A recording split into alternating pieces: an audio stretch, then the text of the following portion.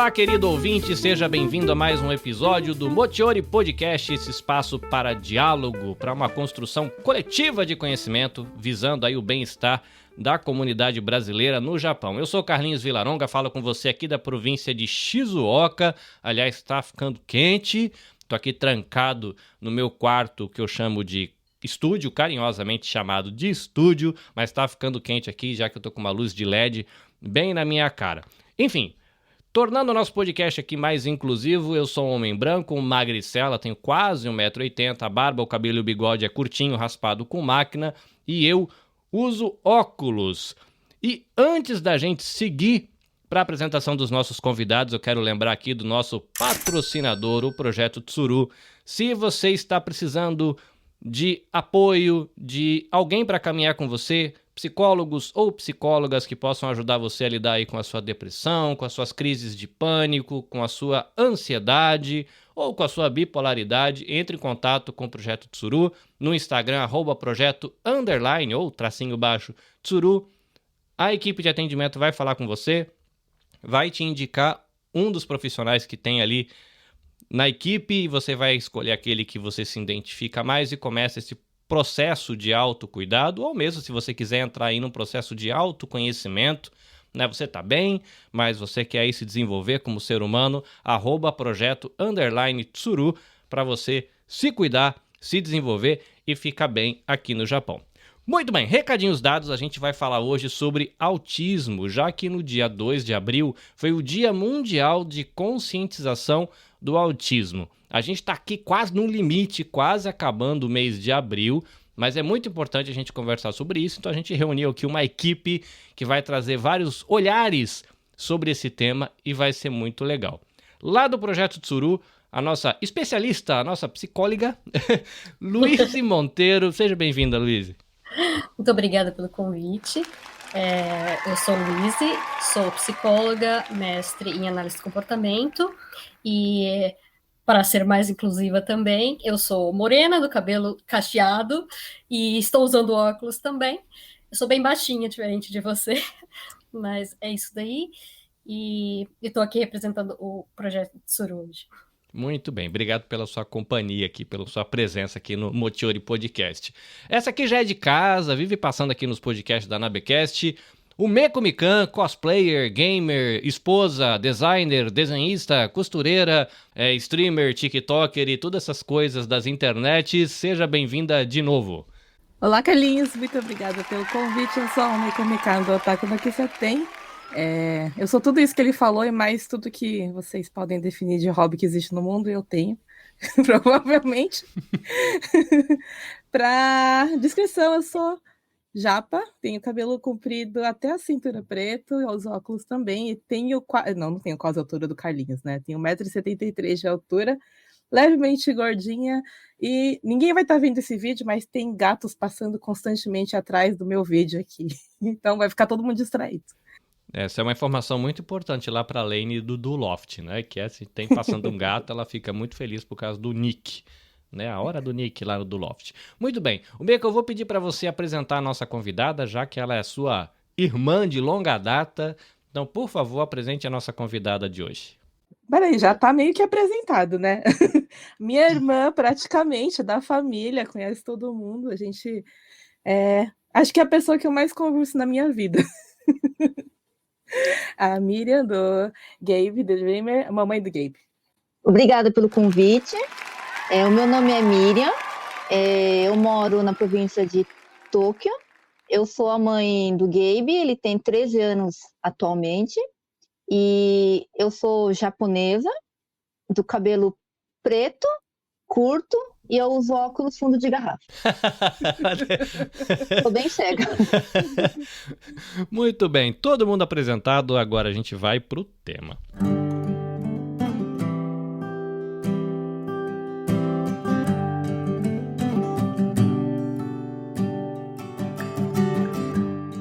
Para a gente começar o nosso bate-papo, acho que vale a pena aqui a gente fazer aquela pergunta básica que todo mundo acaba se perguntando: o que é o transtorno do espectro autista? Normalmente a gente usa autismo, né, que é uma palavra curtinha, mas a palavra bonita, grandona. é transtorno do espectro autista. Aí já fica uma pergunta aí, né, de curiosidade, porque tem essa expressão espectro no meio, que pra mim, quando vem espectro, eu lembro de Ghostbusters, eu lembro de Caça-Fantasmas. Desculpa o meu momento quase nerd aqui, mas enfim, falando de coisa séria, o que é transtorno do espectro autista, Luiz? Então vamos lá. Não tem nada de errado com a nomenclatura do autismo, né? Mas a gente chama de transtornos do espectro autista primeiro. Transtorno, né? Não é uma doença que vai passar, que tem cura, né? Ela tem tratamento, né? Daí o transtorno. Espectro significa que ele tem uma forma de expressão muito variada. Né? Ela não é exatamente igual em todas as pessoas, ou seja, cada autista é um autista, né? Por assim dizer. Né? Então, é um transtorno do neurodesenvolvimento. Né? O que a gente quer dizer com isso? Né? Que é um grupo de condições que aparece durante o desenvolvimento, logo cedo, inclusive, né? Lá, antes da criança, em geral, ingressar na escola, né? E são prejuízos que aparecem relacionados ao funcionamento pessoal, social, acadêmico e até profissional mais tarde na vida. Por isso, esse nome comprido, que a gente chama pela sigla TEA ou autismo. Né? É verdade, Hoje em né? dia, Tem a sigla, né? A TEA. Tem a sigla TEA.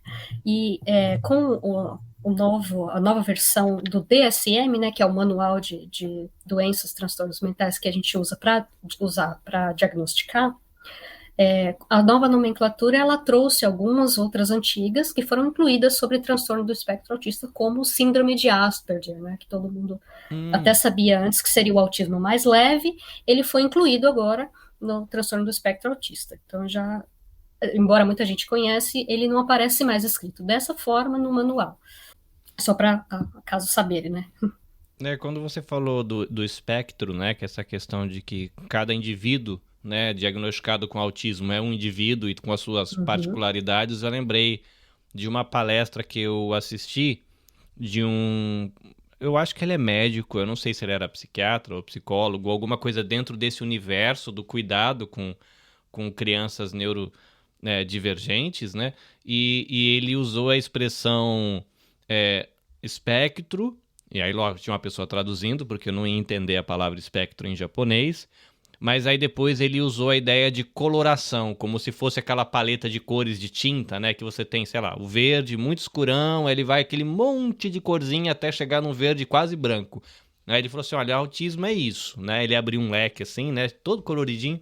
Eu falei, pode estar em qualquer lugar aqui dentro, mas ainda está dentro desse leque, né? De possibilidades do autismo. Isso é interessante, né? Porque tem uma palavrinha que eu ouço muito em um podcast que é chamado Entre Mentes. Não sei se o pessoal conhece, fica aqui a dica. É apresentado pelo Luiz Fujita, né? Lá no Brasil, mas também é descendente de japonês. E é um podcast que ele é feito para se diminuir o estigma de pessoas que têm transtornos mentais ou neurodivergências, enfim. Então é muito interessante, né? É legal. E falando de podcast, né? E no caso específico, para quem quer conhecer melhor o olhar de uma pessoa, né, diagnosticada aí com autismo, tem o Introvertendo, que é muito conhecido no Brasil, que é um podcast apresentado só por autistas, né? Socializados. Então eles mesmos falam a partir do olhar deles, da experiência deles. Então é muito legal para você conseguir enxergar o mundo com outros olhos, né? No caso, o olhar do autista, que tem suas peculiaridades e é muito, muito legal.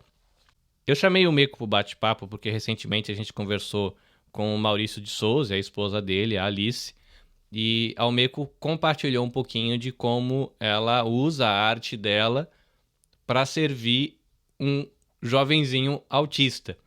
Aí eu chamei ela para ela contar melhor essa história. Então, eu não sei se eu começo pela Almeco ou se pela Miriam, porque eu conheci a Almeco e ela contou a história, né, do jovem autista que desfruta da arte dela em sua vivência, ou se a Miriam começa contando um pouquinho da história dela e você entra com a sua história depois. Almeco, você que conhece melhor aí a história dessa amizade com a sua irmã Miriam, por onde eu começo? A gente fez juntas, né? Mas a ideia inicial era dela. Não sei se se ela quer começar, mas é que a gente estava conversando. Quando que foi? Não lembro. A gente pode contar juntas. Acho que foi quando ele estava no final da 4ª série. Que ele estava tendo bastante problema, né? Tava, Com a por causa escola. Desculpa que eu começo a chorar. Da escola. Ele estava tendo problema com a escola, com os professores, né? Por causa porque ele é um pouco diferente, né? E ela estava meio assim ansiosa porque as pessoas não entendiam onde que isso alterava e o que tinha de diferente nele, e as pessoas só tinham preconceito com as coisas. As pessoas falam que ele é autista, mas como vocês viram, ele conversa, né? É normal, ele consegue manter um diálogo, ele não é uma pessoa que... Ele é socializado, tá? Então ela falou assim, que ela sentia muito que as pessoas que tinham filhos que eram autistas e eles eram não socializados, eles não conseguiam se comunicar, já não reconheciam ele como autista, né? E aí, para ela explicar que tinha todo esse problema de comunicação, problema na escola, de bullying, de professores que não entendiam sobre o assunto, a gente resolveu fazer alguma coisa sobre isso. Então eu falei, já que no começo ela é uma pessoa muito tímida, muito reservada, né? Como você não quer aparecer, o que a gente pode fazer é pegar e criar um personagem para você contar a sua história, né? E às vezes as pessoas que também têm filhos desse jeito se identificam com essa história e pode ajudar eles, né? Então e a gente ficou conversando um tempão sobre a possibilidade disso acontecer, né? A gente conversa todo dia.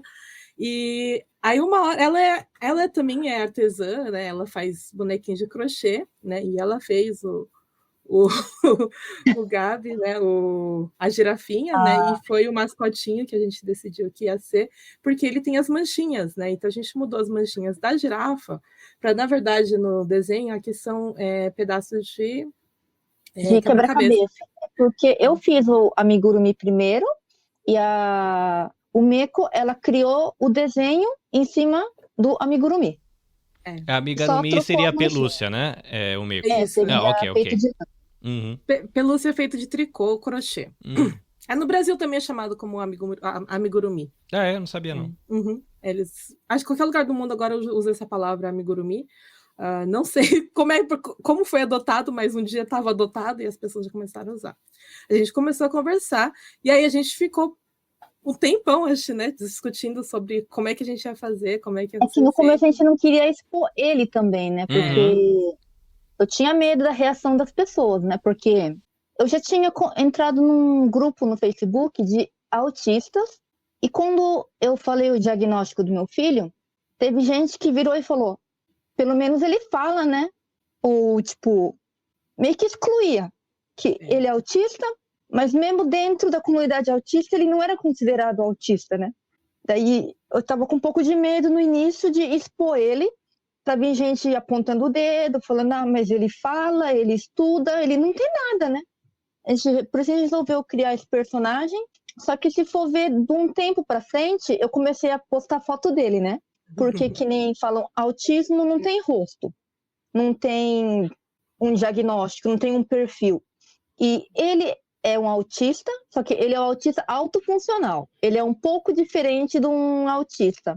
Então, ele é inteligente, ele tem um QI bem acima da média, ele fala normal, ele se expressa normal, mas ele tem todas as outras dificuldades de um autista. Ele não entende brincadeira, se alguém fala alguma coisa, assim, ele acredita 100% no que a pessoa fala. É literal, né?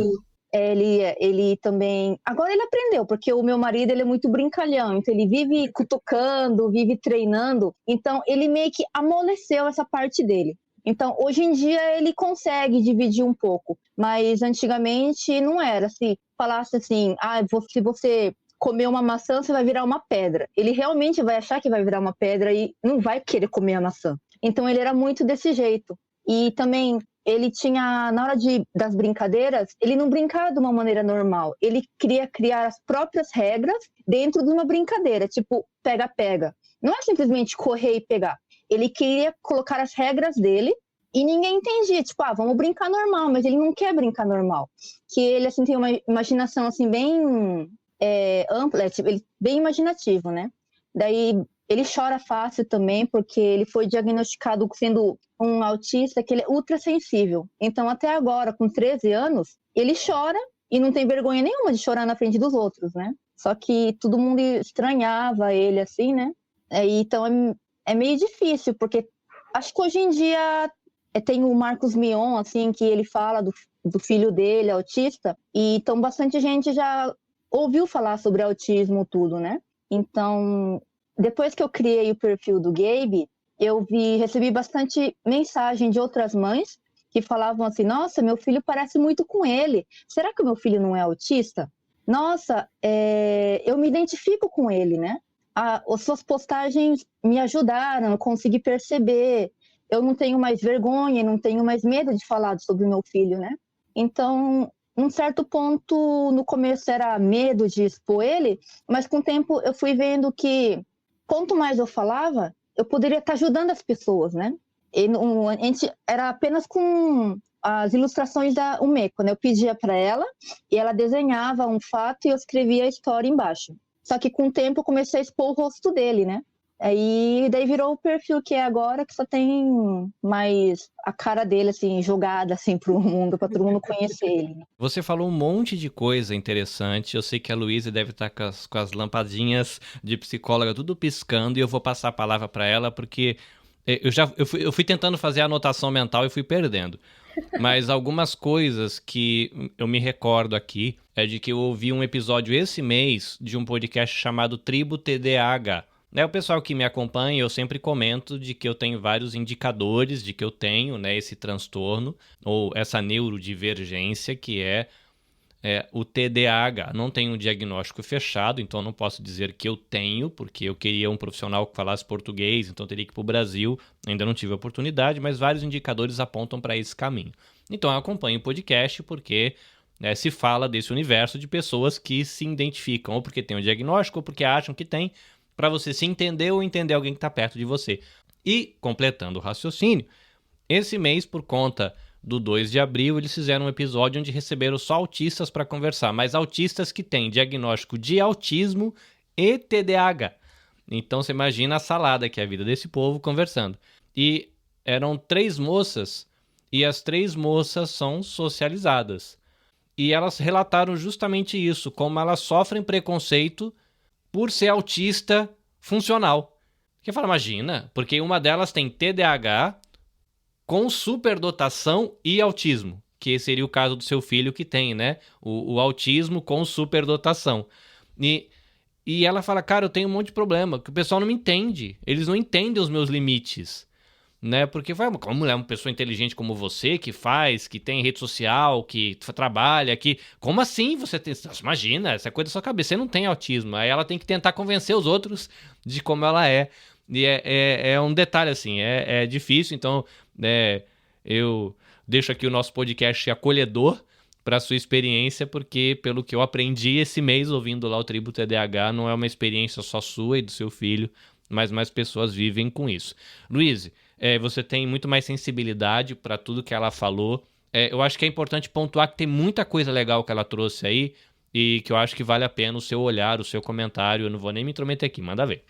Então, eu acho que uma coisa bastante importante, né, que acontece é que, assim, apesar do transtorno do espectro autista ele ser bastante divergente, é verdade, tem muita coisa, né, ele tem algumas características que a gente vai precisar observar para poder fazer o diagnóstico de forma correta. Então, o que acontece é o seguinte, primeiramente, o profissional ou os profissionais envolvidos, né, no diagnóstico, eles devem saber quais são os critérios corretamente, né? Eles têm que saber o que o autismo é.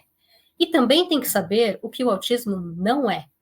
Porque como é muito difícil, né, é um diagnóstico difícil de ser feito, é fácil até, inclusive, cometer erros e a gente acabar chamando de autismo coisa que não é necessariamente autismo. Fora que é bastante comum encontrar comorbidades também no transtorno, ou seja, é possível ser uma autista com comorbidade em TDAH, como você falou, comorbidade déficit de atenção, TDAH, déficit de atenção e hiperatividade, ou, por exemplo, deficiência intelectual, outras coisas associadas, né? Então, assim, depende, as pessoas, né, a reação das pessoas também depende da imagem que elas têm do que é um autismo, uma pessoa autista, né? Então, uma pessoa que fala, ela não é uma pessoa autista. Uma pessoa que fala e é inteligente e tudo mais, ela não pode ser autista. Então, tem muita gente que tem a imagem de o autista, que é uma pessoa com muitos déficits, inclusive, né, verbal, na comunicação verbal. Também tem a imagem de que o autista também pode ser um superdotado sempre, um especialista em alguma coisa, e que ele não tem nenhuma dificuldade relevante, digamos assim. As outras pessoas são só comuns perto dele. Né? Então, rola muito preconceito associado à imagem do autista. E como a gente acabou de dizer, autista, assim que a pessoa recebe esse diagnóstico, ela é uma pessoa portadora do diagnóstico, mas ela não é necessariamente um diagnóstico, uma coisa específica. Né? Ela não precisa ser assim. Ela tem características, né? Então, quais são, na verdade, essas características? Vamos falar o que essencialmente é o autismo, né?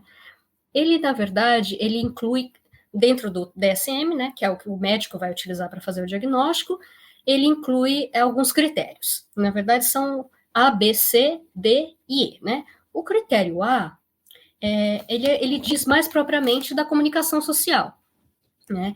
Então, quais são o problema? É um prejuízo, né? A pessoa tem um prejuízo na comunicação social recíproca, né? É uma coisa de interação social que está um pouco dificultada. Deixa eu só fazer uma pergunta aqui de dúvida pessoal, tá? Porque a Miriam, ela usou a expressão, né, que ele é um autista socializado. E você está dizendo aí de dificuldade de socialização.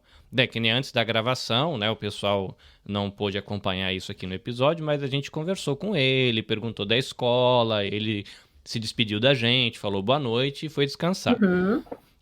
Mas eu tenho a imagem na cabeça, por exemplo, eu não sei nem porquê, não sei se é um filme ou alguma coisa, de uma menininha autista com um bonequinho na mão, balançando para trás e para frente, sem falar nada. Inclusive, eu lembro que eu tive contato com uma família, que eu não lembro se era um menino ou uma menina que era da família, pequenininho, talvez ali uns 6 anos, 7 anos, e ele tinha esses momentos, assim, onde o pessoal falava assim, não, agora a gente vai deixar ele quietinho porque ele entrou no mundinho dele. Aí ele sentava lá, ficava brincando, e aí alguém da família ia, e era engraçado, parecia um contato social com uma conexão Wi-Fi fraca. Chamava, aí ele atendia e falava, olha, vem pra mesa, vem comer, tá? Vem comer com a tia, vem comer com a mamãe, tal. Aí tinha ali uma conversinha de uns 3 minutos, aí ele levantava e sentava na mesa pra comer, e ele começava a comer e daqui a pouco o hash virou, sabe Deus o que ele... Aí falou assim, deixa ele aí, ele vai comer, mas ele já tá no mundinho dele. Aí os pais, os familiares sabiam conhecer. Aí essa questão do socializado, eu não sei se é essa expressão direitinho, e a Miriam também usou a expressão funcional. Autofuncional. Autofuncional que fala? É que o diagnóstico em japonês seria Koki no Jireisho, que é autismo autofuncional. Eu não sei direito o que significa, né? Mas acho que seria alguma coisa que não, eu diria, essa parte social mais elevada do que um autista que todo mundo está acostumado a ver, né? Tanto que eu queria saber realmente a explicação através da psicóloga direito, porque eu nunca pesquisei direito sobre. A gente usa bastante o termo funcional, né? Ele é um autista de autofuncionamento, né? Isso significa que ele consegue ser independente em vários aspectos.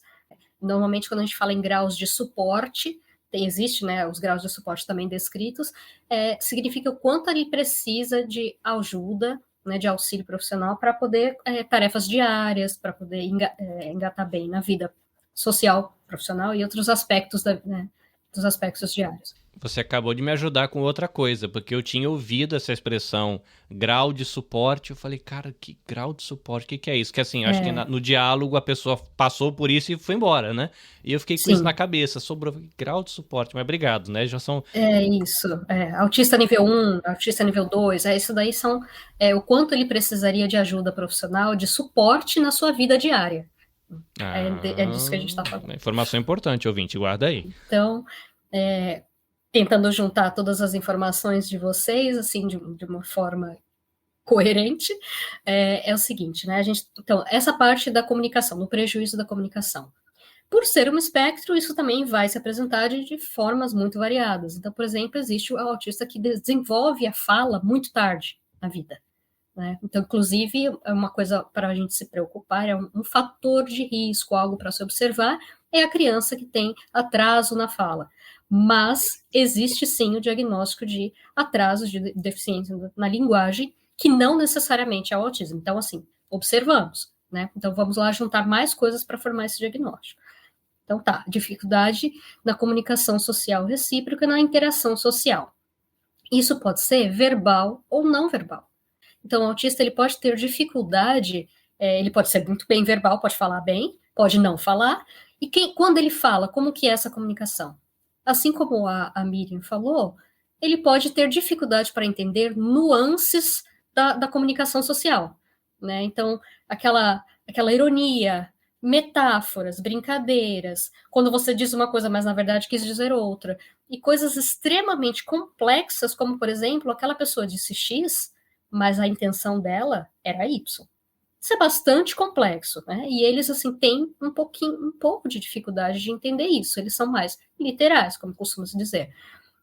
Na parte não verbal, eles têm dificuldades, por exemplo, de compartilhamento de interesses, compartilhamento de emoções. Então, muita gente vai dizer que ele não consegue descrever propriamente suas emoções, perceber essas emoções nas outras pessoas, e ele também não é muito, digamos que, interessado em outros pares, sabe, em outras pessoas, em fazer amizade, muito pela comunicação, né, porque a amizade se trata de comunicação, então é difícil para ele manter, ele também tem um interesse um pouco mais restrito, né? Então, pode ser que o autista, né, a criança autista, o adulto autista, enfim, tenha expressões faciais pouco, né, demonstradas. Então, ele está se sentindo de um jeito e não demonstra na face. Então, parece que é uma pessoa que é um pouco séria sempre. Existem essas características, né?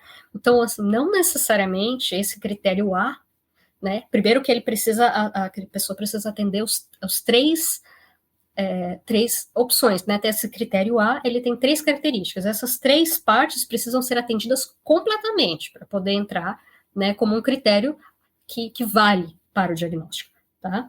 Luiz, uma dúvida que me surgiu aqui por conta da tua fala, né? Você disse que eles têm dificuldade de perceber o seu próprio sentimento. Uhum. E acabam ali na face tendo dificuldade de mostrar o seu sentimento, né? Expressar o seu sentimento. Eu fiquei me perguntando se isso causa sofrimento. No sentido, por exemplo, numa interação social com a família, se ele tiver com muita raiva, se ele tiver com muito medo, se ele tiver angustiado, se ele tiver ansioso, ele não sabe nominar, porque, aliás, uma das coisas mais difíceis do planeta numa terapia, que eu já fiz terapia, é quando o dito cujo, no caso eu fiz com um homem, e ele falou, descreve pra mim o que você tá sentindo. Você tá sentindo. Eu falei, meu filho, do que você tá falando? Não, assim, quais são os sentimentos? Que eu sei lá o nome de sentimento, eu não sei. Não, a gente não vai... E foi um terror, foi 50 minutos pra mim descobrir nome de 2 sentimentos, porque eu não sei dar nome pro meu, né? E eu não tô ali dentro do diagnóstico do espectro autista. Mas aí me ocorreu, eu falei, olha, essa pessoa ela tem dificuldade, assim como eu, de dar nome pro meu sentimento, mas pelo menos tá na minha cara que eu tô ansioso, né? Eu fiquei imaginando se na interação com a família isso não gera sofrimento pro jovem ou pra jovem autista, porque como é que a família vai perceber que tá com ansiedade ou que está enfermo? Eu fico curioso, Miriam, como é que é o seu radarzinho, né, dentro da sua vida cotidiana para perceber quando ele não tá bem ou quando ele tá meio tristinho? Como que é isso com você? Na verdade, o Gabe, ele é muito expressivo. Ao contrário, assim, ele desde pequenininho, ele sempre falava tudo. Então, quando ele chorava, primeira coisa que ele falava quando chegava em casa, hoje eu chorei. Hoje eu chorei 2 vezes. Hoje eu chorei tantas vezes. Daí a gente perguntava, mas você chorou qual tipo de choro? O de abrir o berreiro ou só de lágrimas, né? Daí ele falava, hoje foi só o de lágrimas. ou foi hoje eu abri o berreiro. Daí quando ele falava que chorou de abrir o berreiro, a gente perguntava por quê. Normalmente ele explicava, né? Por quê? Ah, não, porque eu briguei com o amiguinho, porque o amiguinho fez isso. E até hoje mesmo, ele é uma criança que é fácil saber quando ele tá bravo, ele não consegue disfarçar. É um pouco diferente, assim, talvez, eu não sei, né? Porque o único autista que eu tenho convívio é o meu filho, né? Então, eu só posso comparar ele com a minha filha, que não tem diagnóstico, então, né? Possivelmente é normal, entre aspas, né? Então, quando ele tá bravo, é muito fácil saber. Quando ele tá triste também, quando ele tá com medo, ele não consegue disfarçar, né? Uhum. Mas uma coisa que a Luísa falou assim que eu achei interessante, que é exatamente ele. Ele não tem, assim, muito interesse em amizades. Se eu perguntar, você tem um amigo? Ele não tem. Ele vai na escola, ele conversa com qualquer um, conversa com todo mundo, mas ele não tem aquele amigo de brincar, vamos sair mais tarde, ter o mesmo interesse, assim. Então, ele vai mudando de classe, então ele vai criando colegas novos de classe, mas nunca um amigo. E o interesse dele realmente é bem específico. Então, é bem difícil encontrar alguém que tenha exatamente o mesmo interesse que ele, na mesma idade, na mesma escola, assim.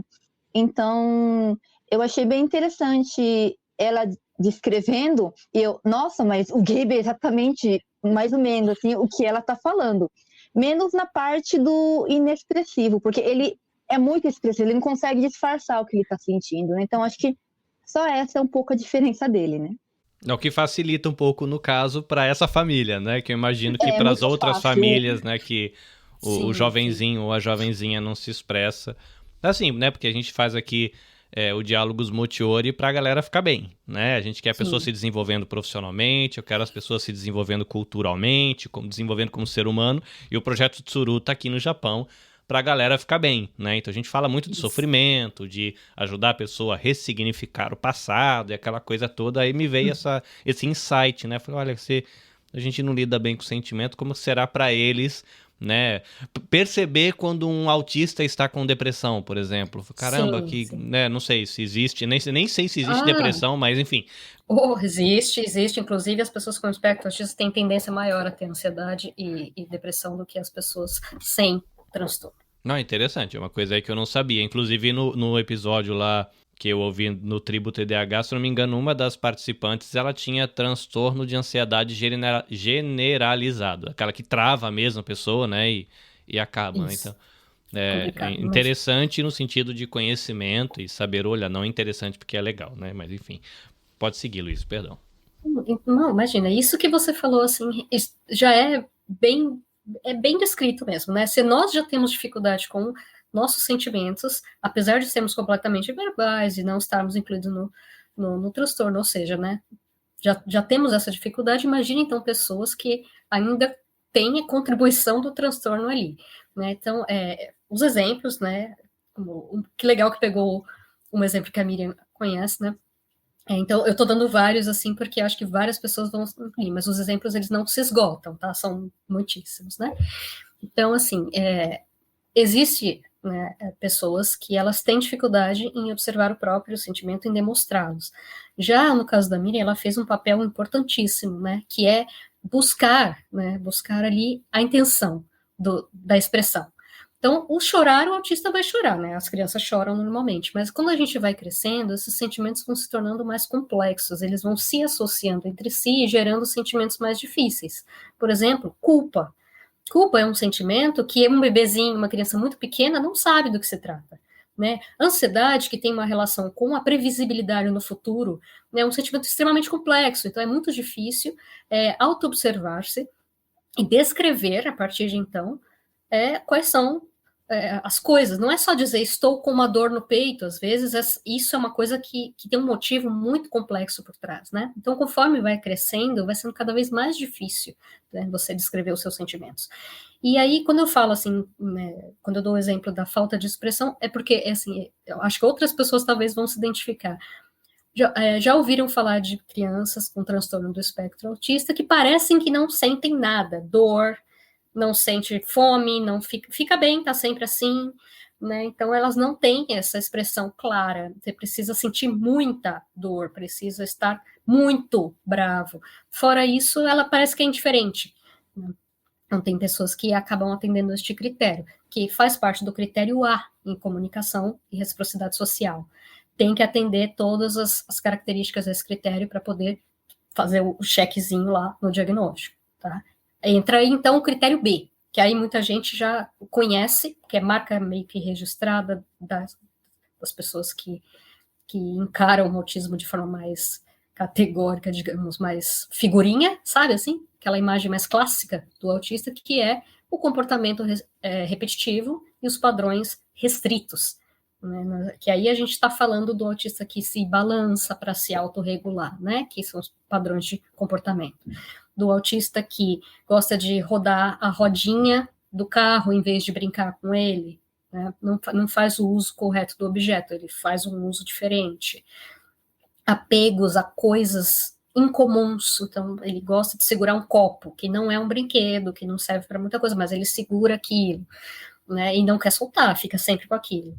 Fala estereotipada, a ecolalia, né, repete várias vezes uma frase fora de contexto, repete uma coisa que ouviu na televisão sem ter visto ainda hoje, sabe? Repete ali em algum momento, né?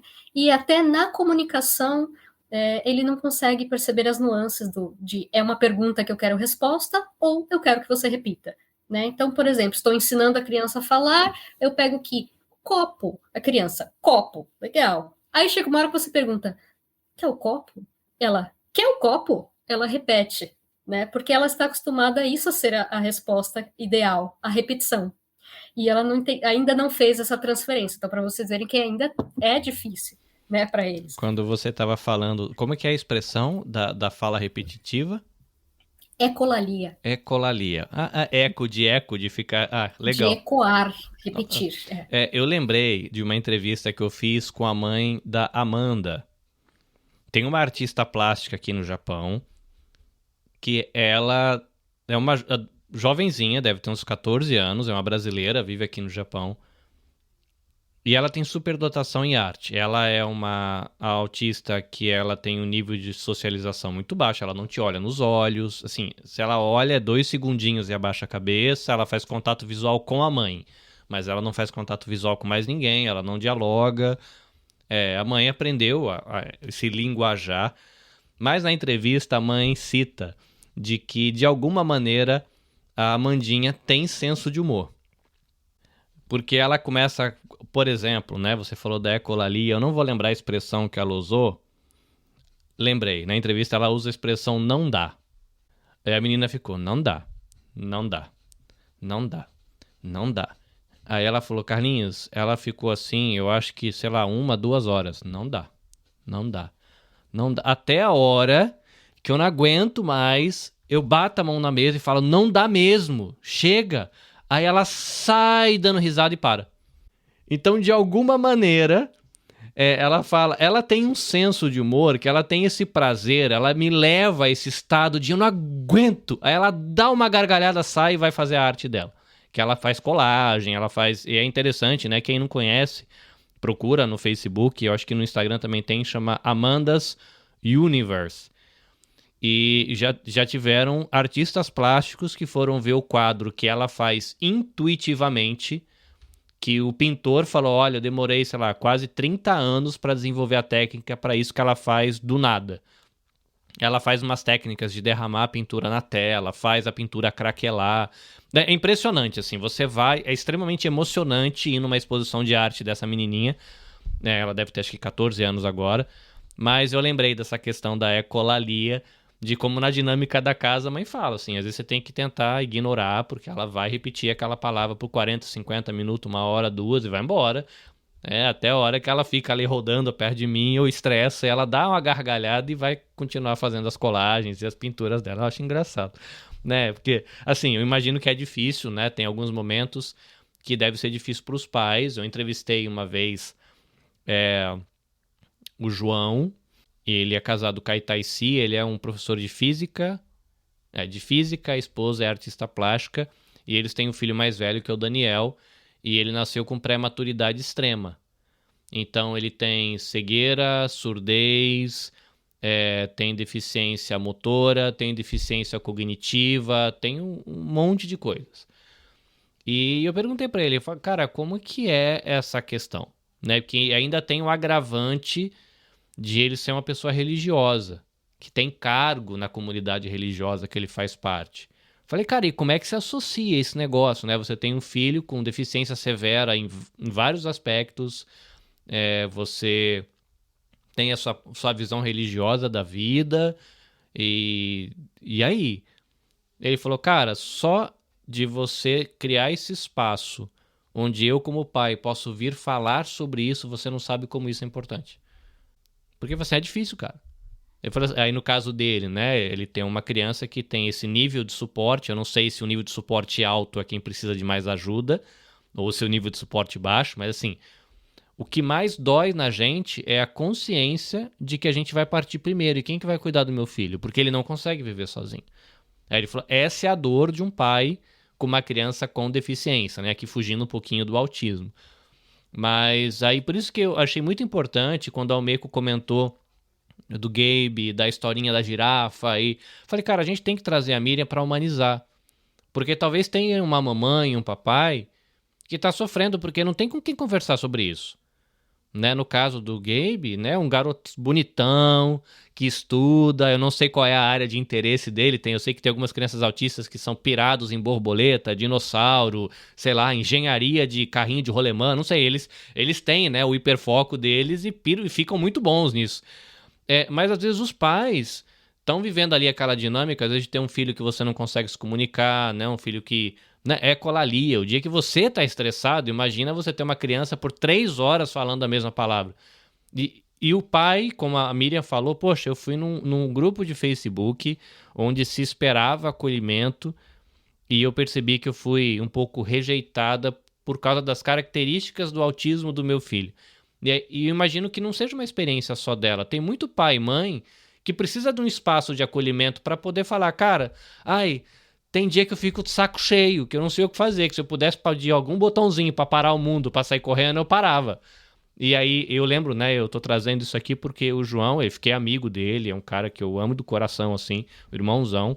E ele falou, cara, é importante demais para pais com crianças, né, que eles falam de especiais, com suas características próprias, né, cada um não tem uma perna, outro é cego, outro é surdo, outro tem autismo, outro tem TDAH, mas com as suas características, e você tem um espaço onde você pode falar sendo acolhido e sem ser olhado com preconceito. Então, assim, para você ouvinte, caso seja o seu caso, né, procure, né, encontrar espaços, né, como a Miriam encontrou na Almeco, uma amiga, né, que tá aí fazendo arte junto, então uma tá fazendo o bonequinho, a outra tá pintando e encontrando esse caminho para você elaborar, né? Eu acho que, não sei, Luiz, e você como psicóloga, mas do meu olharzinho daqui, como alguém que experimenta cuidado, né, e não como quem oferece cuidado como psicólogo, me parece importante, né, todo esse universo, né, de esse grupinho de acolhimento e esse espaço para falar também, né? Os pais também, né? Importantíssimo.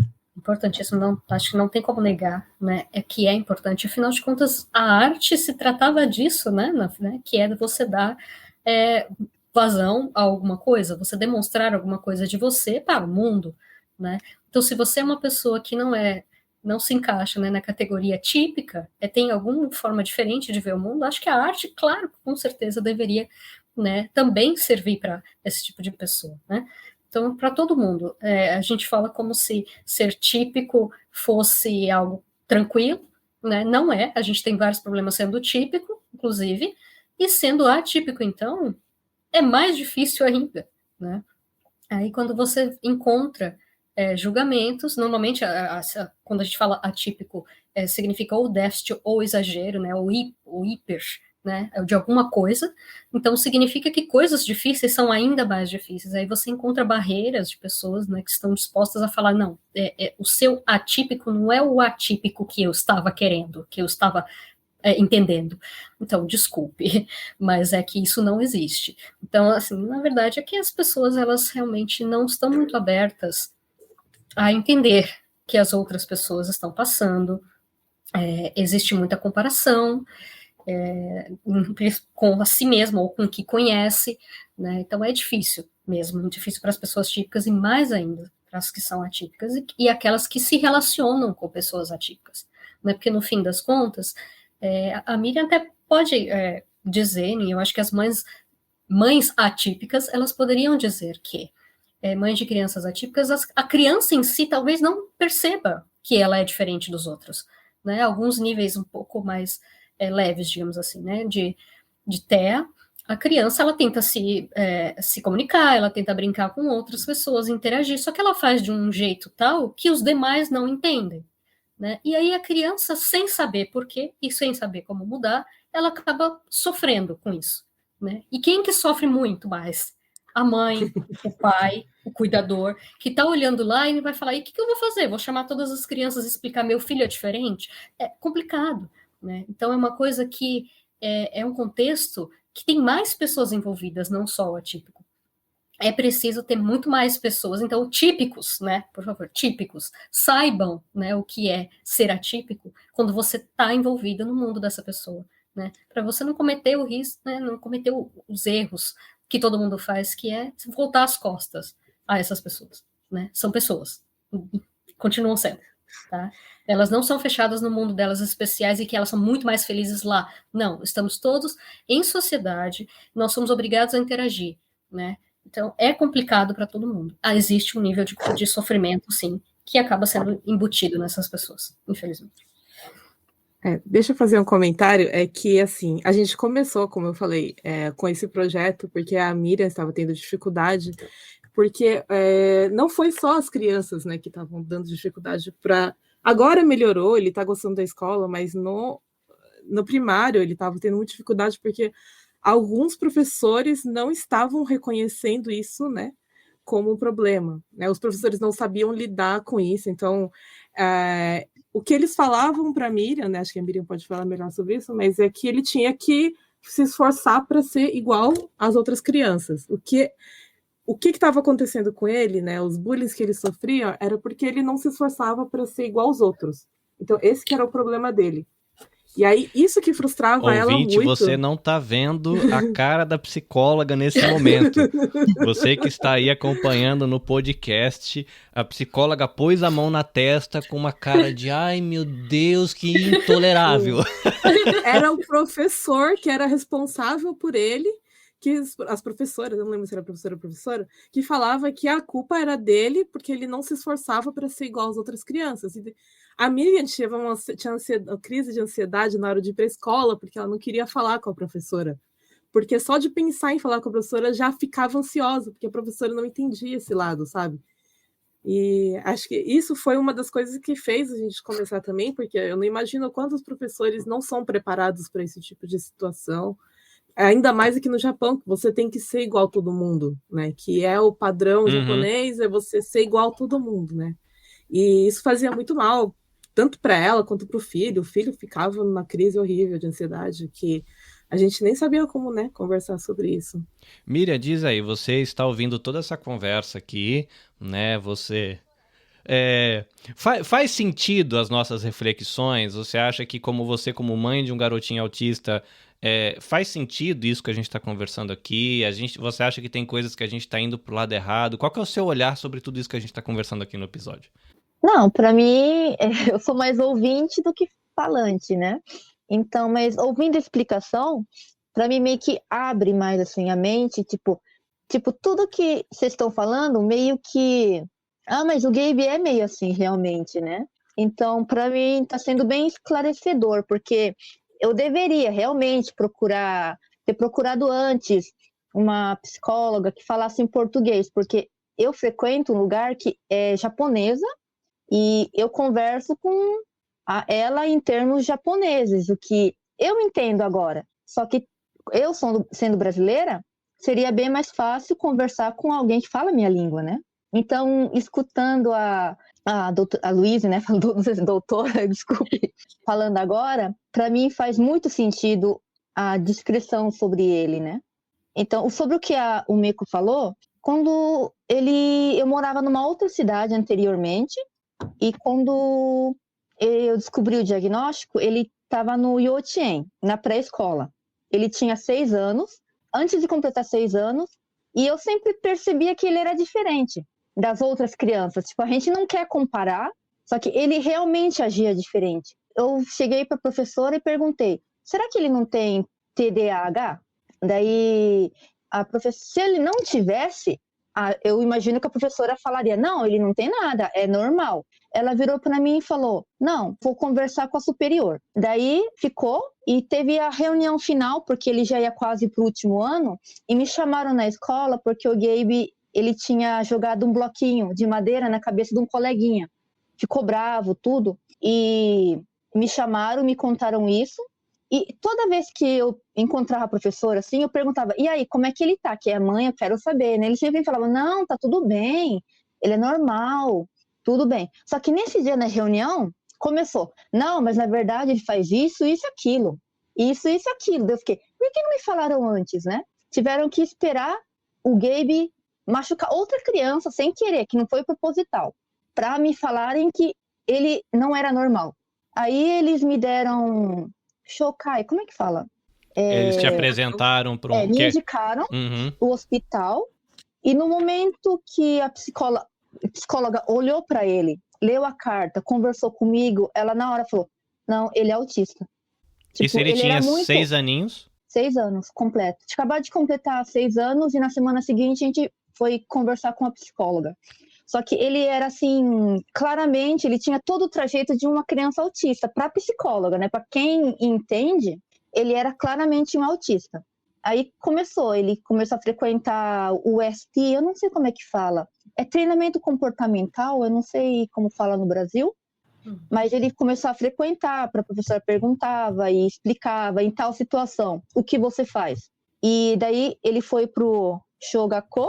Ele, na final da 2ª série, ele entrou na classe especial, que ele frequenta a classe suporte desde a 2ª série. O que eu acho bem importante, né? Desde bem pequenininho. Aí ele faz as duas ou ele vai só nessa? Como ele tem a capacidade de frequentar uma aula normal, ele frequentava 2 vezes por semana, o dia inteiro. E ele tinha aula normal, só que ele conversava sobre aula, como se comportar, entre aspas, né? Não... querendo moldar como ele deveria, mas explicando que em situação X, o melhor seria fazer isso e não isso, né?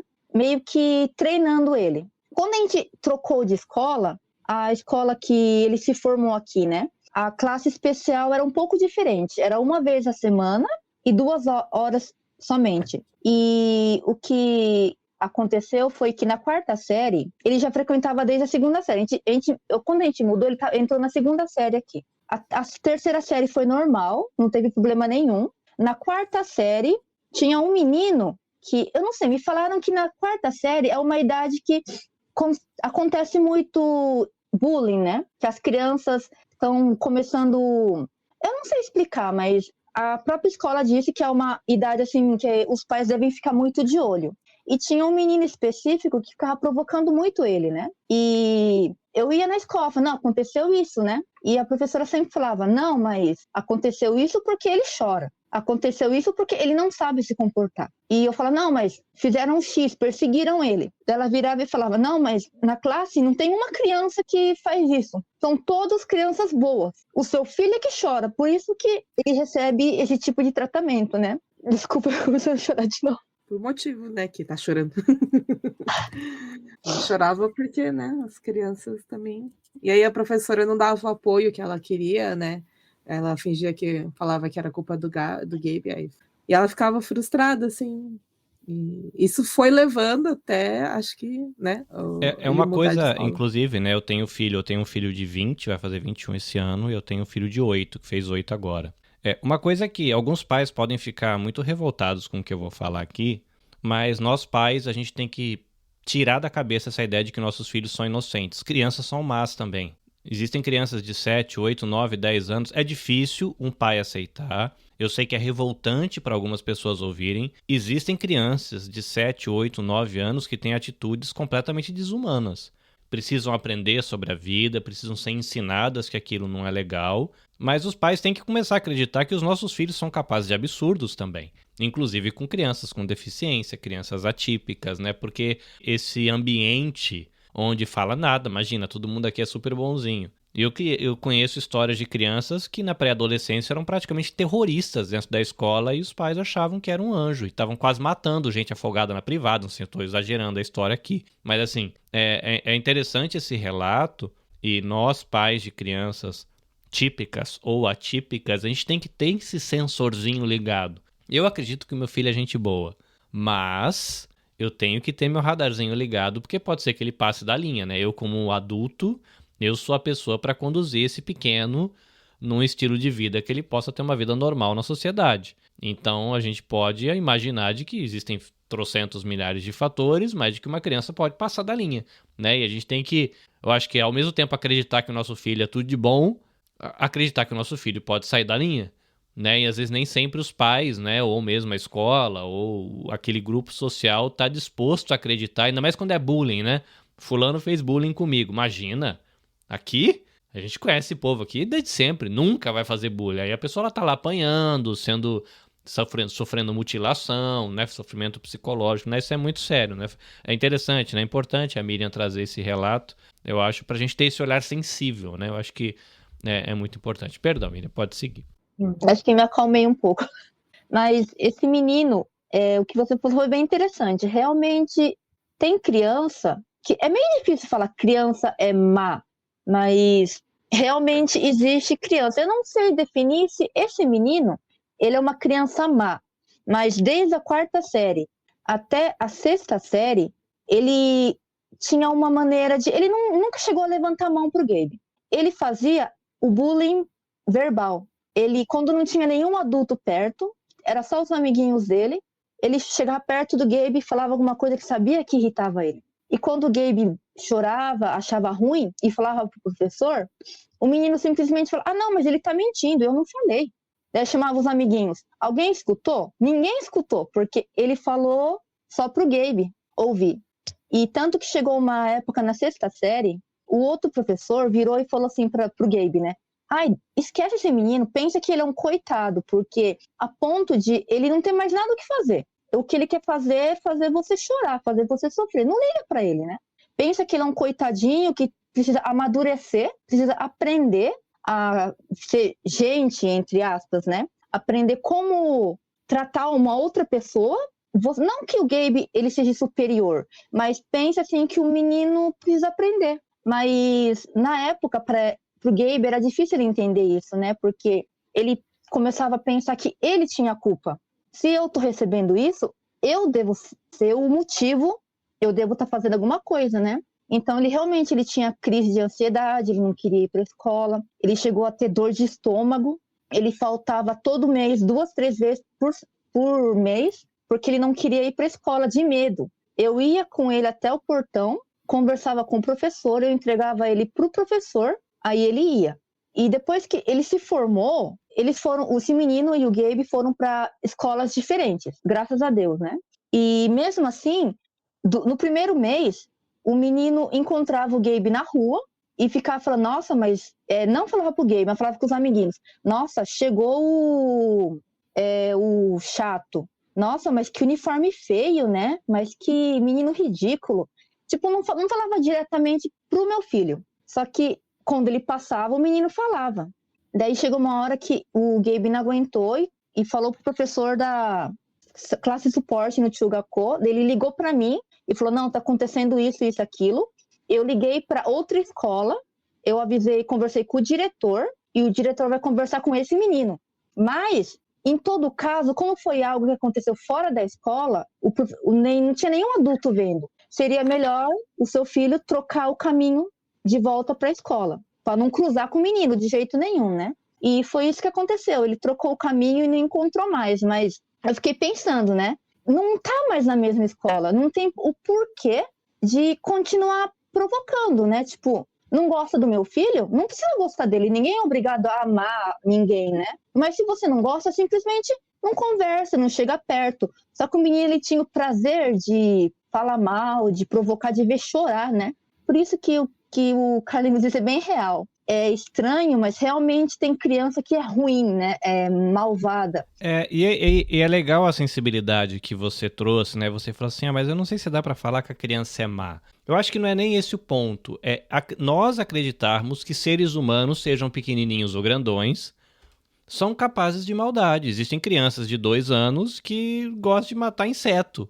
E tem crianças que desenvolvem o prazer de ver o inseto morrer. É diferente um acidente, o não entender de que aquilo pode causar um sofrimento para um bichinho, né? Estrangular um gato. Mas existem relatos de criança de 3, 4, 5 aninhos que tem prazer na dor dos animais. A criança é má? Não, né? Mas assim, são capazes de maldade. Eu acho que assim, esse relato, a intenção aqui não é, né, a gente ficar, tá vendo aquele menino lá horroroso, feião, bobão, não é isso. Mas a gente entender de que nesse contexto de crianças atípicas ou crianças, né, com deficiência, né, pode ter um retardamento mental, pode ter uma questão cognitiva, pode ser, né, a cegueira, pode ser a surdez, né, são pessoas que têm as suas características que são diferentes do padrão e a gente não sabe lidar com isso. E os nossos filhos também não vão saber lidar com isso. E a gente tem que se ajudar, né? A gente precisa aprender, né? Eu acho que um episódio como esse, eu acho que ele serve para isso também, né? Porque quando a gente está de fora, a gente pode tentar imaginar. Agora é diferente você ouvir o relato de uma mãe, é um caso, existem outros casos, são experiências múltiplas, mas acho importante, né? Trazer essa sensibilidade. E aí eu vou passar aqui a bolinha um pouquinho para nossa psicóloga. Antes da gente seguir para a parte da arte, que eu estou muito curioso de saber da arte, das historinhas. Mas e aí, Luiz, né, desse relato aqui que a gente conversou, diz aí o seu olhar como terapeuta, como é que é o trem aí? Vou explicar a minha reação de colocar a mão na testa. É que é como as pessoas dedicam tempo a não resolver um problema. Impressionante, né? Então, assim, todos os típicos e não típicos sabem o que é a gente ter que se armar contra pessoas que não fazem terapia. Falando assim de uma forma de brincadeira, mas na verdade é assim. Nós temos que estar sempre protegidos de outras pessoas que não sabem lidar com questões diferentes que pertencem ao outro. Então, assim, existe muito empenho de alguns profissionais, e por isso que eu faço essa afeição, tipo, não acredito, porque existe muito empenho dos profissionais em dizer, em não dizer que não consegue, né, lidar com o problema e jogar o problema para outra pessoa. Então, assim, vocês têm certeza que vocês vão entender, por exemplo, quando essa pessoa fala para o seu filho, né? Pensa que o outro é um coitado. Ele ouviu isso, uma pessoa com depressão, pare de ficar triste com isso, você tem que parar de se importar com as coisas. A pessoa com ansiedade, para de se preocupar tanto, nem quem disse que vai dar tudo errado, você pensa muito negativo. Então, todo mundo que tem uma condição diferente, né, que está passando por um transtorno, por uma questão, por um sofrimento, ela tem esse sofrimento, assim, mascarado por discursos do tipo, pare de ser assim, né, porque você está dando problema. Seria muito melhor para um profissional, né, da educação, da saúde mental, de outras coisas assim, e é por isso que eu fico chateada, que ele seja capaz de dizer, olha, não sei lidar com isso, talvez seja necessário outra pessoa para ajudar. Ou, então, a pessoa mesmo, o profissional adequado, ir atrás do que deve fazer. Mas, assim, é um empenho muito grande em dizer, pare de fazer isso para não me dar trabalho. Então, é muito revoltante para quem, né, tem que lidar com isso. Pare de fazer isso, curou, já tô curado, agora você me curou. Você não só para, né? Acabou, Você não resolveu só meu problema. para de ser assim. Mas se eu soubesse, eu tinha resolvido já. Então, obrigada, resolveu. Isso, ainda mais essa, não esquece que a pessoa pode ter considerado não ser assim, se ela conseguisse, né? Eu vou tomar então, bastante complicado. uma cápsulazinha aqui de desneurodivergência. Desneurodivergência. Peraí, deixa eu parar então com isso. E aí, nisso a gente pode falar sobre tratamento, né? O que é o tratamento? É um conserto? Claro que não, né? Porque o autista, ele não vai deixar de ser autista, né? Falando mais especificamente do autista, ele não vai deixar de ser autista. Não tem jeito, tá?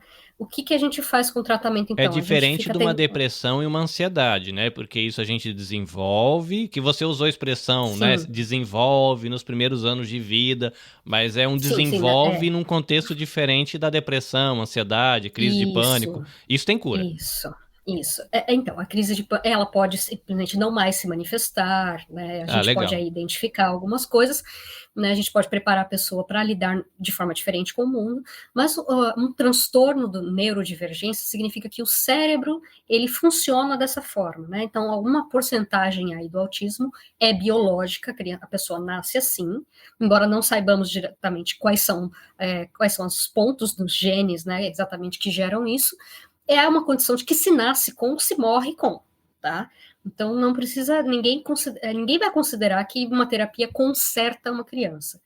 Do mesmo jeito que tem gente que acha, então, que deveria deixar o autista ser um autista completamente, né, em que, por exemplo, autismo grave, né, um pouco mais severo, em que a criança, ela não se interage, ela só se balança, ela tem autolesão, às vezes, né, o comportamento repetitivo dela é autolesivo ou heterolesivo, então, deixa assim, porque ela vai ser sempre assim. Também não é desse jeito. No que se trata terapia, tratamento? A gente está falando de viver em sociedade, né? E viver em sociedade gera sofrimento para muitas pessoas, né? Então nós não temos como tirar o autista da sociedade e deixar que ele fique sendo assim o natural. Não dá, porque realmente ele vai precisar conviver. O que faz a terapia? A terapia faz ele aprender formas de interagir com o mundo que sejam bem-sucedidas. Mas a gente não vai tirar a essência de ninguém. Claro que não. É isso que é né? aquele negócio da terapia comportamental, é isso a expressão? Que é tipo Então. treinar, tipo, vem aqui pra gente treinar como você vai, tipo, é um teatrinho pra você saber como é o mundo lá fora e saber o que fazer lá fora. É mais ou menos essa a ideia? Mas grosso modo é. Tá, Então, tá. Grosso modo. Eu sou podcaster, né, psicóloga? Eu sou podcaster, então... Tudo bem. As pessoas, elas falam isso. Quando as pessoas falam, eu nem tento brigar com elas sobre isso, porque existem várias coisas a serem feitas, mas vou explicar também, né? Falando da terapia comportamental. Existem formas de terapia diferentes, né? O fonoaudiólogo faz a dele, o TO, né? Para o terapeuta ocupacional, para ajudar nas atividades de vida diária. Tem também a fisioterapia, porque alguns deles têm condições, né, de motoras, têm condições de hipotonia. Então, tem várias condições também agregadas, né? Aí tem o pedagogo, que ajuda nas dificuldades de aprendizagem acadêmicas, escolares. E aí temos a terapia comportamental, que muita gente deve ouvir falar, que o nome mais conhecido é ABA, né? Que é a sigla em inglês para Applied Behavior Analysis, que significa terapia analítico-comportamental aplicada, né? O que é? É um método? Não é, tá? Ele é uma parte da ciência do comportamento, é a parte aplicada. Tem a parte experimental e tem a parte que é a filosofia, o behaviorismo, como a gente fala. A parte que é aplicada. Então, no que se trata? A terapia comportamental, ela vai olhar o repertório comportamental da pessoa e estabelecer formas de aprender comportamentos desejados que tornem aquela pessoa mais adaptativa no mundo dela. Para pessoas que têm o transtorno do espectro autista, mais graves, assim, que elas precisam de mais intervenções fortes, né, mais intervenção muito mais focal, a gente quebra esses comportamentos em pedaços pequenos e vai ensinando aos poucos até ela adquirir. Porque, às vezes, o transtorno do espectro autismo, ele coloca uma barreira na aprendizagem. Porque, afinal de contas, a aprendizagem também é uma forma de interação e comunicação social. Então, é prejudicada, por conseguinte, ele aprende com uma dificuldade maior. Então, a gente quebra em pedacinhos. Daí que vem os treinos que eles falam, vai ficar um robozinho. O que acontece? Ela aprende pedaços para depois aprender um todo maior. A gente treina o quê? Flexibilidade. Muitos deles têm inflexibilidade mental, que eles chamam, né? Adesão a padrões, a repetitivos. Então, qualquer coisa que você vai ensinar é uma mudança. Então, ele é um pouco mais reativo a isso. Então, a gente vai treinando. Outra coisa que é bastante comum entre transtorno do espectro autista, eles são seguidores de regras, né? Que a gente fala assim, seguidores de regras. Como é que é? Faz tal coisa. Ele vai lá e faz exatamente o que você está falando. Tá? Ele faz exatamente o que está falando. Então, como que a gente ensina, então, uma pessoa a iniciar uma conversa? Né? Não tem exatamente um perfil que todo mundo faz, um negócio que todo mundo segue quando inicia uma conversa. Toda vez que você ver uma pessoa, você sempre dirá oi, e ela vai te responder. Não temos como. Por isso que parece que às vezes fica meio robótico. Na verdade, a gente treina, sim, alguns scripts, porque a pessoa, ela obedece muito mais, ela entende melhor comandos desse tipo, né? E aí a gente vai treinando flexibilizações desse tipo de coisa. Então, a gente vai treinar agora uma conversa com uma pessoa da mesma idade. Faz assim, ela treina, depois a gente vai variando um pouco mais. Por quê? Varia, as pessoas variam, claro, né? Então, pessoas com mais flexibilidade não precisam de um treino passo a passo. Luiz, sabe que você agora acabou de plantar uma sementinha de admiração por os profissionais que fazem isso. Cara, que trabalho massa. Obrigada. Eu não conhecia esse tipo de trabalho por esse olhar. Nossa, tem que ter um caminhão de compaixão nas costas, né, cara? Porque é muita paciência, é muito cuidado, é repetir. Pô, que legal. Parabéns pra vocês, profissionais que fazem esse tipo de trabalho. Muito bonito o trabalho de vocês. Ai, muito obrigada. Muito obrigada, viu? A gente fica sob controle, né? A gente fica ali atento a coisas muito pequenas. Então, assim, 45 minutos de sessão, no final, a criança, ela encaixou a peça no lugar certo. Aí tô eu contando, chorando para a mãe, ela conseguiu. A gente percebe que a pessoa, ela não conseguiria se não fosse essa intervenção. Não querendo, né, se achar nada disso, mas os pais também, quando o filho consegue alguma coisa e fala, olha, sem você, ele não conseguiria. Né? Então, todo mundo está trabalhando para que essa pessoa seja o melhor que ela puder ser, que ela sofra menos. Né? Eu não quero que ela se torne um típico. Não, eu quero que ela sofra pouco. Né? Que ela esteja preparada a viver sem sofrimento. Que ela possa estar ali quando a mãe dela não estiver, sabe? É isso que a gente tenta atingir, que é importante. Né? Não vamos transformar ninguém em ninguém, nada em ninguém, sabe? É isso que a gente quer. O melhor. A felicidade, eu acho que a felicidade que obrigada pelas. Vocês não estão vendo, estou recebendo palmas aqui. Muito obrigada, gente. Mas o trabalho na área da saúde é isso. A felicidade do outro que é a sua própria mesmo, sabe? Esse é o nosso objetivo. Se nós não tivermos isso como norte, não sei o que nós estamos tentando fazer, né? Eu acho legal, né? E poder ter esse espaço, né? Porque, por exemplo, a minha arte é falar, né? Eu tenho um dos chefes lá da minha fábrica, ele tinha uma época que ele me chamava de metralhadora de conversa. Aí eu arrumei uma profissão que é chamada podcaster, onde eu posso, se um dia tudo isso der muito certo, ser pago e receber para falar. Né? Por enquanto eu falo, eu mesmo pagando o meu salário. Né? Mas um dia eu espero poder receber, né? Com essa profissão de falador. Mas é legal, né? Você tá trazendo o seu conhecimento, a Miriam trazendo a experiência de vida dela, que isso não tem preço, né? Vale demais, porque é a vivência dela, que tem milhares de mães no mundo que vão se identificar e vão rir, vão chorar junto com a Miriam por conta da vivência, que é muito parecida, ou se aproxima em algumas coisas.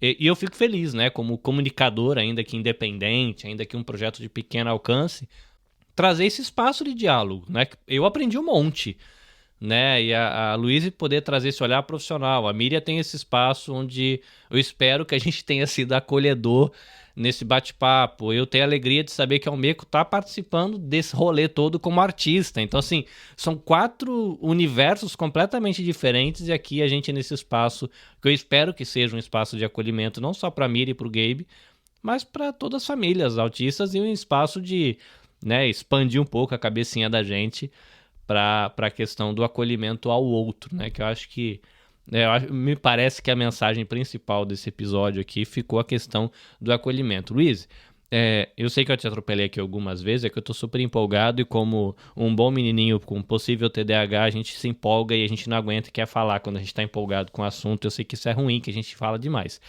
Mas eu queria ouvir um pouquinho da Almeco e da Miriam sobre o projeto com a questão da arte, o que rola antes da gente encerrar, porque a gente deve estar chegando próximo de 1h30, mas eu acho que tá valendo a pena cada minuto aqui. Então esse episódio vai ficar parrudo, gordinho assim, mas vai valer a pena. Mas tem alguma coisa que você, do seu olhar aí profissional, que nas minhas muitas vezes que eu te atravessei aqui, eu te atrapalhei, que você acha que é importante ser falado ainda desse ponto de vista profissional? O que eu acho que é importante falar é 2 coisas, né? Primeiro, pessoal que, na verdade 3, pessoal que tem comportamentos que parecem ser do transtorno do espectro autista. pessoal, vai investigar um pouco, né, sobre isso, porque pode ser, pode não ser, e é um diagnóstico bastante difícil de ser feito. O que acontece é, muita gente tem alguns comportamentos que são parecidos, mas não são necessariamente parte do transtorno do espectro autista. Precisa cumprir critérios, né? O que mais? A terapia, ela é super importante, sim, mas ela vai além de nós também, né, dos nossos terapeutas. Ela vai contar com a família, e aí quando a Umiko e a Miriam, né, elas estão aqui junto, eu percebo, né, eu posso dar a vocês o crédito necessário. Pessoas que mostram esse mundo, que a gente está aqui, né, trabalhando, né, com ele, mas pessoas que dão vazão isso para fora, e principalmente a família, que é quem está lá fora da clínica, que não está 1, 2, 3 vezes por semana apenas, que está lá 24 horas. Sem vocês, a gente não conseguiria fazer nada. Então, assim, a família é o mundo, né, principal, né? Então, por favor, famílias, né, sejam muito bem, que se vocês sejam abraçadas por todos nós, porque vocês têm uma parte fundamental na vida dessas pessoas. Então, eu acho importante, e com certeza, nós respeitarmos as outras pessoas em suas diferenças, considerar que aquilo que todo mundo sempre diz, cada um tem aí uma batalha que está vivendo, né, e que, principalmente, o meu mundo, a do outro pode não ser autista, mas o meu mundo e o mundo de outra pessoa é completamente diferente. Cada um é único, com transtorno, sem transtorno, cada ser humano é único, e se a gente esquecer, né, dessas individualidades, vamos esquecer de nós quando nós precisarmos também. Muito bom, coisa boa, muito ótima mensagem. Miriam, conta um pouquinho pra gente, quem segue o teu perfil, né, e aí você pode dialogar também com a Umiko, explicando como é a questão aí do tipo de arte que você expõe, o que o pessoal quer acompanhar você nessa sua vivência como mãe aí, atípica, mãe de um jovenzinho muito inteligente, muito sorridente e autista, o que o pessoal vai encontrar no teu perfil, né? Você falou que a Umiko faz a arte, você escreve algumas coisas, o que é essa algumas coisas, o que o pessoal encontra ali? Então, inicialmente, como a gente comentou, é que eu até agora parece que eu só reclamei, só falei coisa ruim do que aconteceu. Mas é que inicialmente foi por causa dessas coisas que aconteceu ruim, eu não tinha onde expor, com quem conversar fora a Umiko, que ela me ouvia, só que a gente criou, então no começo era contando as dificuldades dele, o que acontecia, o caso da professora, os casos antigos, porque acontecia muita coisa com ele, e nem sempre é a culpa das crianças, porque querendo ou não, é meio difícil conviver com autista, não é a culpa do autista, não é a culpa da criança, não é a culpa de ninguém, mas muitas vezes é difícil conviver com um autista. A mente bem fechadinha, é difícil tentar, quando tem crise, tentar conter ele, tentar fazer ele entender. Muitas vezes é difícil. Então, no começo tinha muito mais desabafo. Só que com o tempo, ele foi crescendo, ele foi entendendo, ele foi aprendendo a lidar, então começou a mudar mais pro... não diário, mas eu conto muito as coisas que ele gosta muito de livro. Então, todo mês, o pai promete. Todo mês você pode escolher um livro. A gente vai na livraria, ele fica lá. Enquanto eu e minha filha, a gente fica andando pelo Depato, shopping, ele vai direto na livraria e fica lá procurando o livro que ele quer. A gente chega lá e não, eu quero esse. Aí o pai vai lá e compra. E não é mangá, não é livro de historinha. Ele tem um livro específico, ele gosta muito de seres vivos. Então, e ele, quando era menor, ele gostava muito de animais Shinkai, do mar profundo. E animais diferentes, curiosidade. Então, ele tem um repleto desses livros. Então, eu dou dica de seria mó legal conversar com ele, hein? Isso é legal. Ele é legal. Ele é bem inteligente. E então, ele gosta muito. Então, eu sempre falo, não, ele comprou esse livro esse mês, para quem tiver curiosidade, o livro é esse. Quando ele faz algo diferente na escola, eu conto, olha, hoje foi um Dokai. Ele fez isso, e ele na escola, assim, ele é bem ativo. Tudo que os outros coleguinhas não quer fazer, ele vai lá e ergue a mão. Tanto que ele é representante de classe do rádio e áudio, tanto que é aquele que faz O anúncio na hora do recreio, ele tá lá. Ele gosta, ele adora. Que ele é muito aparecido. Então, a criança não quer ser líder de alguma coisa, ele vai lá, não, eu vou. A criança não quer apresentar o trabalho, eu quero, ele tá lá, né? Então, ele gosta muito de aparecer. Então, eu conto que ele faz isso. Daí, quando acontece um fato triste, eu também conto. Mas, atualmente, é mais coisas leves, né? Que, hoje ele fez isso, hoje ele fez aquilo, ele gosta disso, gosta daquilo. E tem, muitas vezes, tem os desenhos da Umeko, né? Hoje em dia tem menos, porque ela tá bem ocupada com algumas coisas, né? Mas antigamente tinha mais desenho dele, que quando ele foi na 6ª série viajar e ele entrou no onsen, ou quando ele foi representante da biblioteca, tem lá ele carregando uns montes de livrinho. Então era muito mais esse tipo de desenho, né? O perfil do Gabe hoje em dia é mais um diário, né? Só que é um diário da mãe, porque ele não sabe o que eu tô colocando. Eu que escrevo tudo, né? Então seria um perfil da mãe. Legal, muito bom. Gente, foi bom aprender com vocês. O Umeko, você tem uma missão, você vai conversar aí com a sua irmã Miriam. E a capa do episódio vai ser uma arte sua, você decida com ela se vai ser uma arte que você vai fazer ou uma arte que ela vai escolher por ser especial para ela. E a gente vai colocar essa arte, aí eu vou colocar lá a propaganda da senhora Umeko, a artista, e a gente vai fazer também a divulgação do canal do Gabe the Dream. Eu achei o máximo o nome desse canal, muito bom. Não, porque isso é maravilhoso, cara. O potencial que essa pequena expressão tem é maravilhosa. Eu tô muito feliz, assim, gente. Obrigado, Miriam, por dividir um pouquinho da sua história com a gente. Eu aprendi um monte. Saiba que você permitiu que eu terminasse essa gravação um cara melhor do que eu sentei aqui. Então, obrigado por ter dividido sua vida comigo. Luiz, profissional massa, conte comigo. O espaço aqui tá sempre aberto para você. E você realmente plantou uma sementinha aí de muito respeito por quem faz essa paradinha do Abba, né, que até se você usa a expressão hebraica de Abba, é papaizinho, né, então é engraçado, tem uma expressão, né, a galera que é de igreja, talvez católica, evangélica, já ouviu a expressão Abba Pai, mas é uma se você vê algum filme, alguma novela que tem a ver com o povo, né, hebraico, árabe e tal, tem essa questão do Abba, né, que é papaizinho, né, então quem faz Abba aí, que não tem nada a ver com essa palavra hebraica, mas eu achei a questão do cuidado. Parabéns para vocês, são muito importantes e vocês serão convidados para conversar com a gente aqui. O Umeko é de casa, é parceirona, né? Podosfera Nipo brasileira, estamos lá. O Umeko, o meu filho, está já indicado a conversar com você e com o Yanyu. Ele levou parte do meu equipamento, ele está com microfone, braço, com estúdio lá embaixo, ele montou um estúdio de gamer, montou o canal. Se não me engano, agora ele está gravando a narração do primeiro vídeo que ele vai lançar. Tá pensando em fazer bilíngue ou trilíngue, enfim.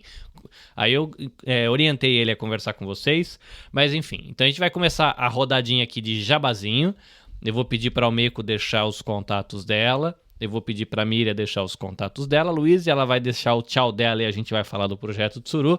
E depois eu termino com os meus 5 centavos aqui de propaganda pessoal. Diga, Umeko, a artista que está ajudando Miriam Fujimori a se expressar para o mundo, falar das suas alegrias e dos seus desafios como uma mãe atípica.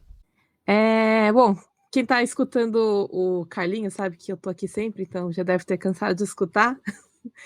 Nosso podcast chama Otaku no Kisaten.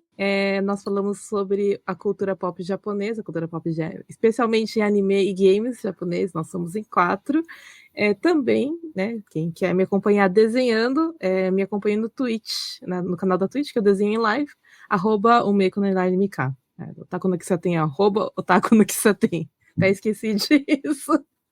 Eu tô em todas as redes sociais possíveis, nós do Otaku no Kisaten e eu com o mesmo nome. Maravilha.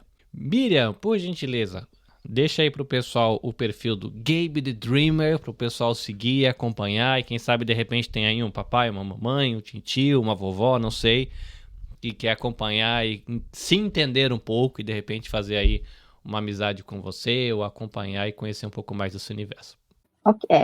Muito obrigada pelo convite, primeiramente. E o perfil do Gabe é gabe.thedreamer. Desculpa que eu sou bem cega, eu tenho que chegar perto para ler, né?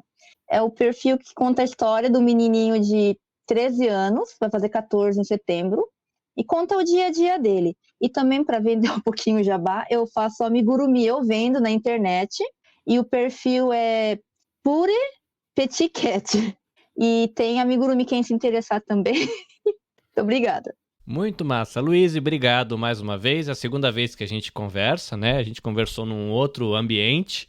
Eu nem sei se foi publicado aqui, eu acho que foi publicado num outro perfil, mas um prazerzão falar com você. Bom ter você com a gente, seu conhecimento é muito massa. Obrigada, prazer todo meu, obrigada pelo convite. Espero que nós nos encontremos em breve. Podcaster, o que mais arruma é desculpa boa para ficar conversando com gente legal. Gente, lembrando aqui do nosso querido patrocinador Projeto Tsuru, se você quer encarar aí essa jornada de autoconhecimento e autocuidado, @projeto_ ou _, Tsuru. Projeto _ Tsuru no Instagram, né, que é uma rede muito usada. Se você procurar no Facebook também como Projeto Tsuru, você vai encontrar. E lá você vai para o site e vai ter como você conversar com eles, acho que pelo Line, pelo WhatsApp, pelo Facebook Messenger ou pela DM do Instagram. E o atendimento vai conversar com você e vai te indicar vou chamar aqui de cartela, né? Seu catálogo de profissionais. Tem vários psicólogos, psicólogas.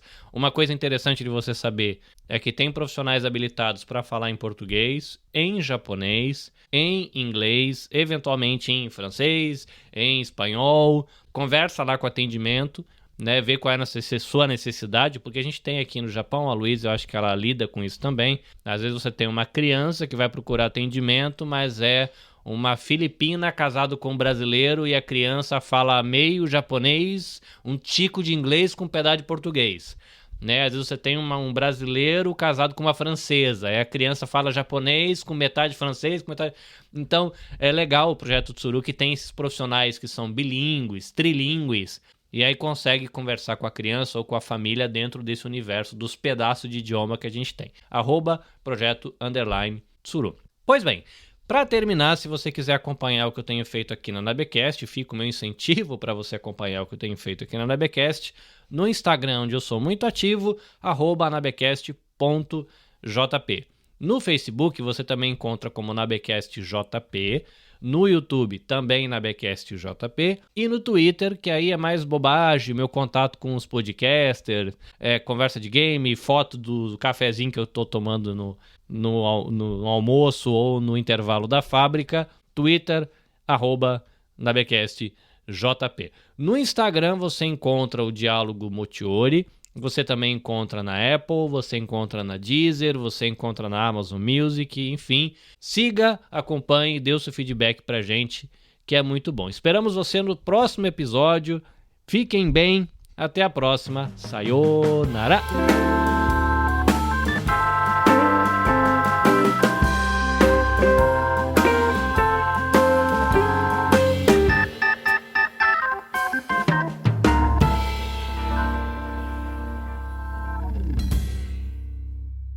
Este episódio foi editado pelo Nabecast. Saiba mais em www.nabecast.jp. Nabecast, conectando pessoas, desenvolvendo amizades, construindo parcerias e compartilhando vida através de podcasts.